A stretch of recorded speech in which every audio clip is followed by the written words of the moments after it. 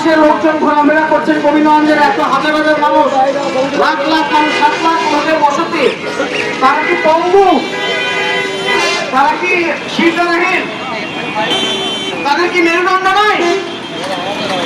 আপনাদের যদি মেরুদণ্ড থাকে তাহলে জনতার কাতারে এসে দাঁড়ানোর চেষ্টা করুন।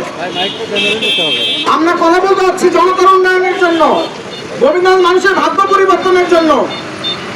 সেখানে আপনাদের স্বতঃস্ফূর্ত অংশগ্রহণ আমাদেরকে আরো মানবিক, আমাদেরকে আরো অনুপ্রেরণা যোগায় এবং আমরা আরো অনুপ্রাণিত হওয়ার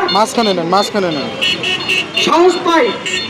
কিন্তু আপনারা শুধু নিজেদের ব্যস্ততার দোহাই দিয়ে এদিক সেদিক ঘোরাফেরা করছেন, আমাদের সঙ্গে একত্রতা প্রকাশ করছেন না। এটা কিন্তু খুব দুঃখজনক ব্যাপার। দিন শেষে আমরা কাদের উন্নয়নের কথা বলছি, কাদের জন্য ভাবছি?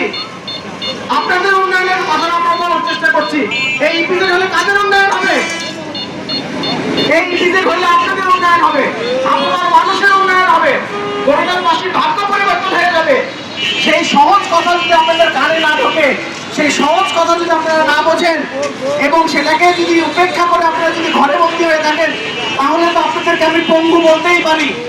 বলতে পারি আপনাদের চিন্তা নেই, বলতে পারি আপনাদের মাথা মগজ সব বিক্রি করে দিয়েছেন, বলতে পারি আপনারা প্যারালাইসিস হয়ে গেছেন, সেটা শারীরিকভাবে, মানসিকভাবে এবং মনের দিক থেকে।